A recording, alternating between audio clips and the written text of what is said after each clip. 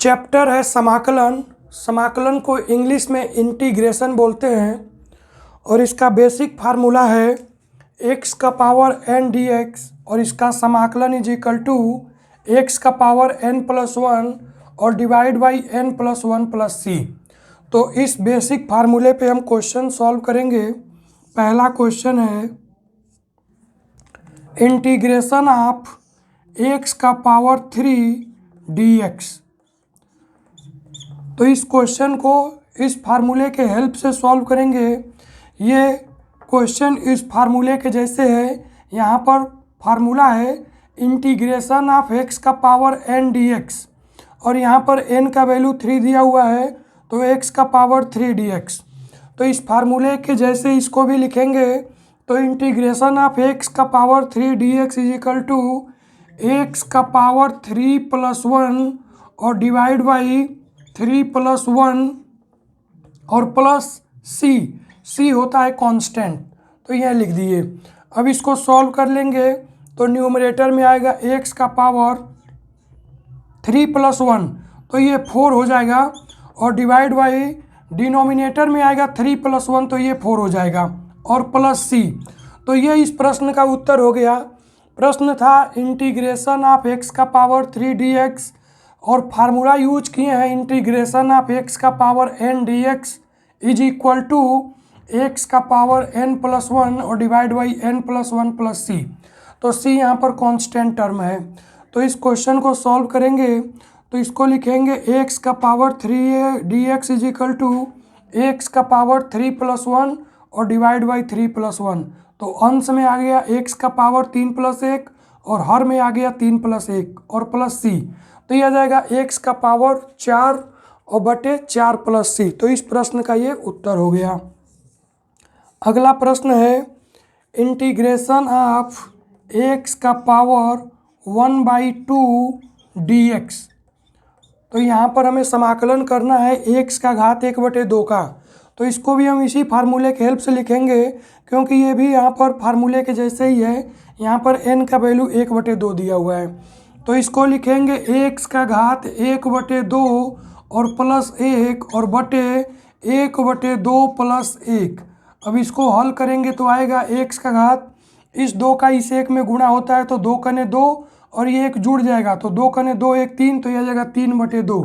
तो x का घात 3/2 और बटे नीचे हर में आएगा 2 का गुणा होगा 1 में तो 2 कने 2 और 1 जुड़ जाएगा तो 3/2। तो यहाँ पर भी 3/2 आएगा। अब ये नीचे वाला जो डिनोमिनेटर है ये रिवल्ट हो जाएगा और रिवल्ट होके आएगा 2/3 और x का पावर 3/2 और प्लस c। तो ये इस प्रश्न का आंसर हो जाएगा 2/3 और x का पावर 3/2 प्लस c। तो ये इस प्रश्न का आंसर हो गया। तो समाकलन का बेसिक फार्मूला था इंटीग्रेशन ऑफ x का power n dx is equals to, इसको लिख रहे हैं x का पावर n+1 और डिवाइड बाई n+1+c। अब इस फार्मूले पे पहला क्वेश्चन था इंटीग्रेशन ऑफ x³ dx।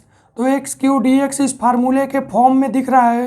यहाँ पर n का वैल्यू 3 है तो इसको लिखेंगे x का पावर 3+1 और डिवाइड बाई 3+1+c। तो x का पावर 3+1 डिवाइड बाई 3+1 है तो ये आ जाएगा न्यूमरेटर में x का पावर 4 और डिवाइड बाई 4+c। और दूसरा क्वेश्चन है इंटीग्रेशन ऑफ x का पावर 1/2 dx। तो इसको लिखेंगे x का पावर 1/2 + 1 और डिवाइड बाई 1/2 + 1। तो न्यूमरेटर में आएगा x का पावर 3/2 और डिवाइड बाई 3/2।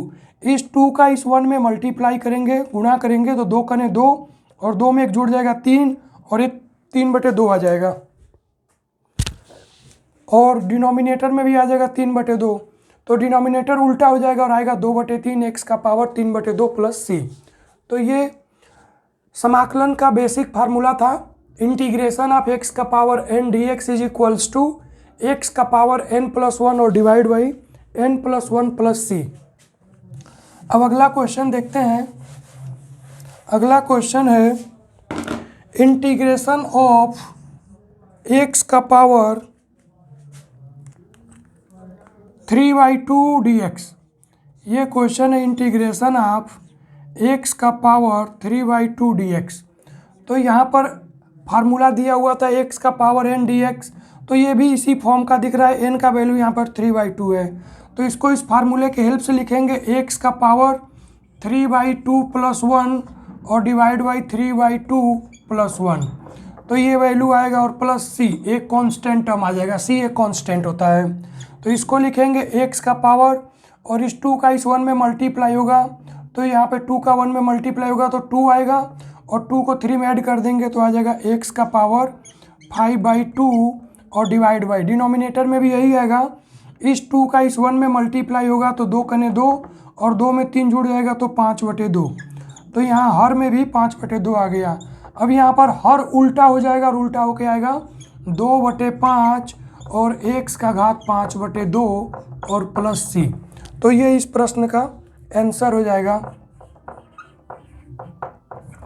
तो क्वेश्चन में दिया हुआ था कि इंटीग्रेशन ऑफ एक्स का पावर 3/2 dx, तो फार्मूला था एक्स का पावर n dx बराबर एक्स का power n + 1/n + 1 + c, c एक कांस्टेंट होता है, तो इसी फार्मूले के हेल्प से इसको लिखें एक्स का पावर 3/2 + 1 और 3/2 + 1 और प्लस c कांस्टेंट आ गया। तो अंश में आ जाएगा एक्स का पावर 5/2, क्योंकि इस 2 का इस 1 में गुणा होगा तो 2 कने 2, 2 में 3 जुड़ जाएगा तो 5/2, और नीचे हर में भी आ जाएगा 2 कने 2 और 2 में 3 जुड़ जाएगा तो 5/2, तो अंश में आ गया एक्स का पावर 5/2 और हर में आ गया 5/2। अब ये हर उल्टा हो जाएगा, और उल्टा होके आएगा 2/5 और एक्स का पावर 5/2 प्लस c, ये इस प्रश्न का आंसर हो जाएगा। अगला प्रश्न है इंटीग्रेशन ऑफ 1/√x dx, तो यहाँ पर हमें 1/√x dx का इंटीग्रेशन करना है। तो हम जानते हैं कि √x को लिखते हैं x का पावर 1/2, ये रिप्रेजेंटेशन होता है √x का, तो स्क्वायर रूट x को लिखेंगे x का पावर 1/2, तो ये इंटीग्रेशन आएगा x 1/, और यहाँ पर x का पावर 1/2 dx।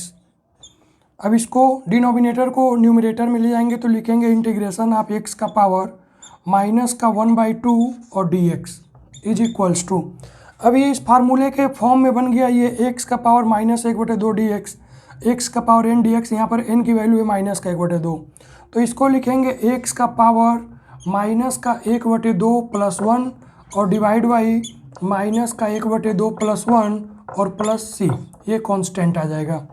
तो -1/2 + 1, तो इसको सॉल्व करेंगे तो इस 2 का इस 1 में मल्टीप्लाई होगा, तो 2 का 1 में गुणा होगा तो 2 आएगा, 2 से 1 घट जाएगा तो आएगा एक्स का घात 1/2 और बटे हर में भी आएगा, इस 2 का इस 1 में गुणा होगा तो 2 कने 2 और 2 में से 1 घट जाएगा तो आएगा 1/2।